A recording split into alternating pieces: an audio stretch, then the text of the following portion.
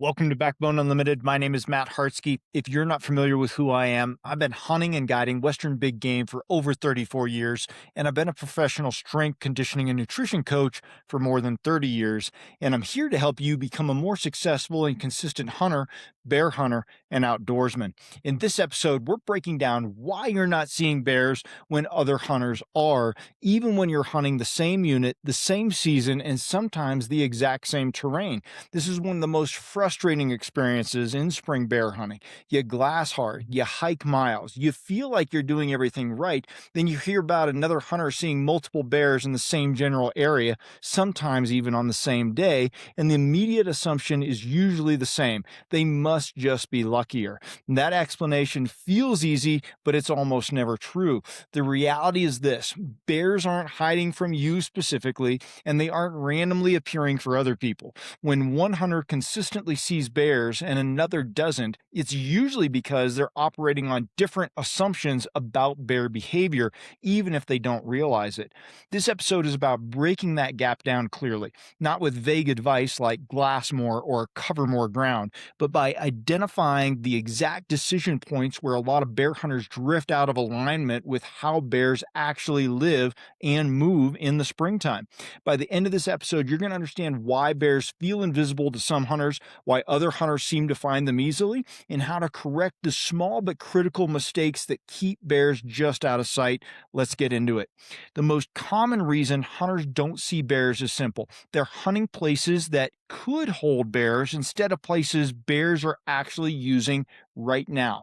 Bear country is huge. Entire units can technically hold bears, but spring bears don't spread out evenly across that country. They compress into very specific zones based on food, snow, warmth, and efficiency. When you hunt good looking terrain without asking why a bear would be there today, you're just gambling. Hunters who see bears consistently aren't guessing, they're hunting behavior.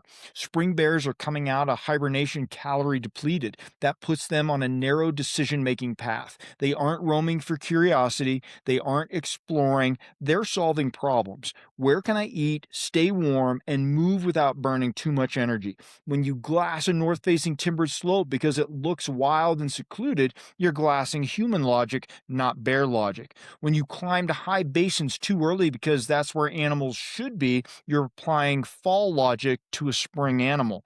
Another major disconnect is scale. A lot of hunters think bears should be visible across large expanses. In reality, bears often occupy small, highly specific zones within a massive landscape.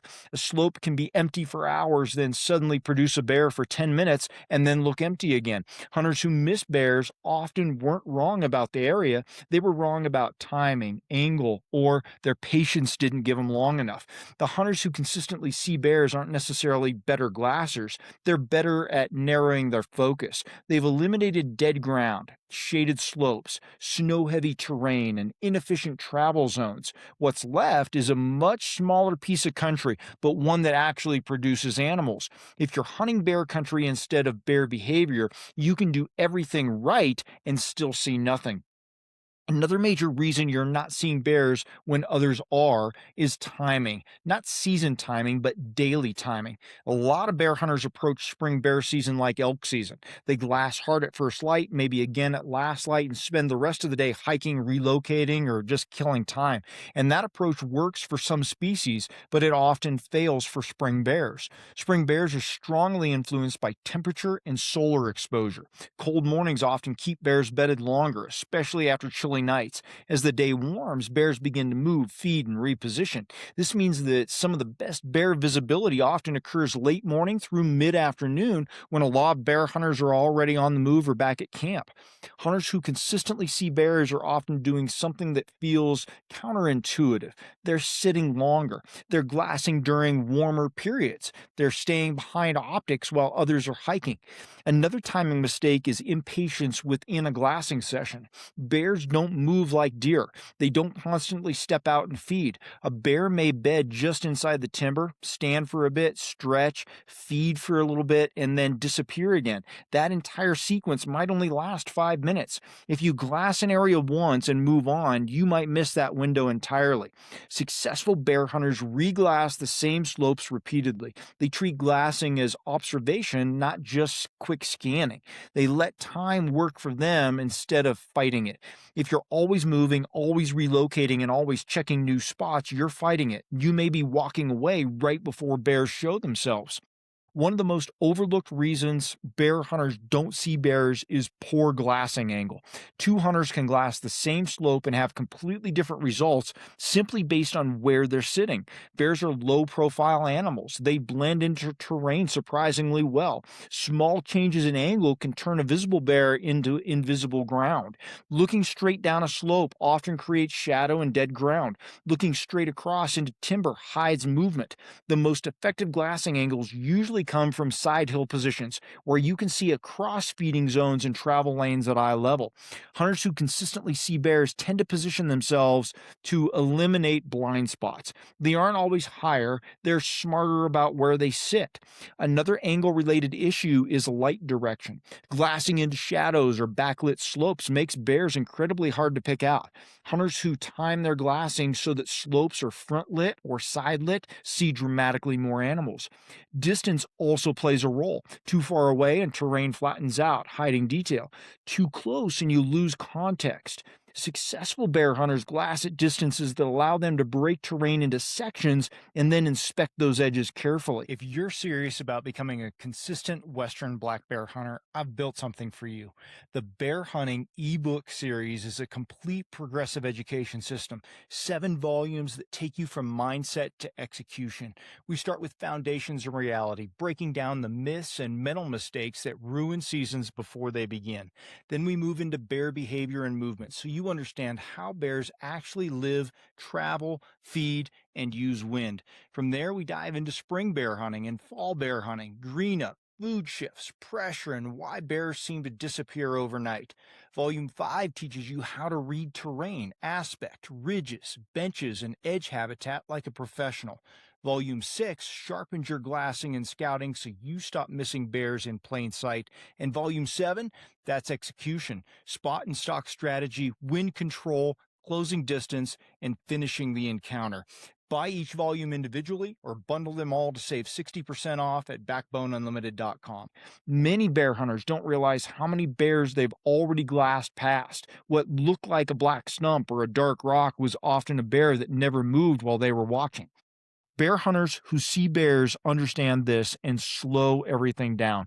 They let their eyes adjust. They recheck edges. They assume bears are present until proven otherwise. Angle doesn't just affect visibility either. It determines whether bears ever become visible at all. Now, effort, it always feels productive. Sitting still always feels passive. That bias, though, costs hunters bears every spring. Spring bear success often comes from stillness, not motion. Bears reveal themselves when pressure is low and the environment feels stable. Constant movement introduces noise, scent, and visual disturbance that keeps bears tucked into cover. Hunters who see more bears often hike less during prime viewing windows. They choose a strong vantage point and commit to it. They accept boredom. They trust the process. Another issue is mental distraction. Glassing requires focus. Checking phones, shifting position, glassing lazily, or multitasking all reduce detection of bears. Bears don't move dramatically. They shift weight, turn their heads, or take a few slow steps, and at distance, those are hard to see. Those movements are easy to miss if you aren't locked in. There's also a tendency to abandon areas too quickly after not seeing immediate results. Bears don't owe you instant feedback. They operate on their own schedule. When you move constantly, you're hunting potential instead of probability. When you stay put in the right place, probability eventually reveals itself. Most hunters don't fail because they aren't trying hard enough. They fail because they're trying too hard in the wrong way.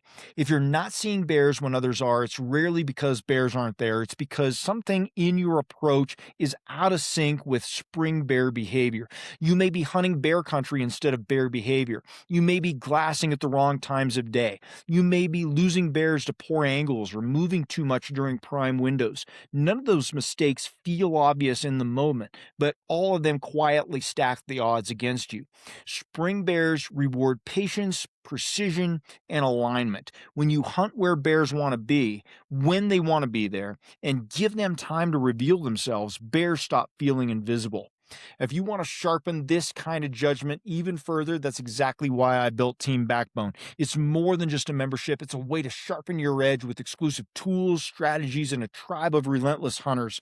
Inside, you're going to get 20% off site wide on all Backbone Unlimited gear, the option to have a t shirt shipped to your door every month, full access to guides, checklists, and backcountry strategies, a private Facebook group with direct access to me and a community of driven hunters, direct call, text, or email access to me for personalized advice on training, hunting strategy, or just sharpening your edge, and automatic entry into monthly gear giveaways. This is built for the guys who train for the hunt, push themselves in the off season, and want to be part of a tribe that makes them better. If you're ready for that kind of inner circle, then Team Backbone is waiting for you at backboneunlimited.com underneath our membership tab. Thanks for being here. I appreciate each and every one of you. Until next time, train harder, hunt smarter, and never settle.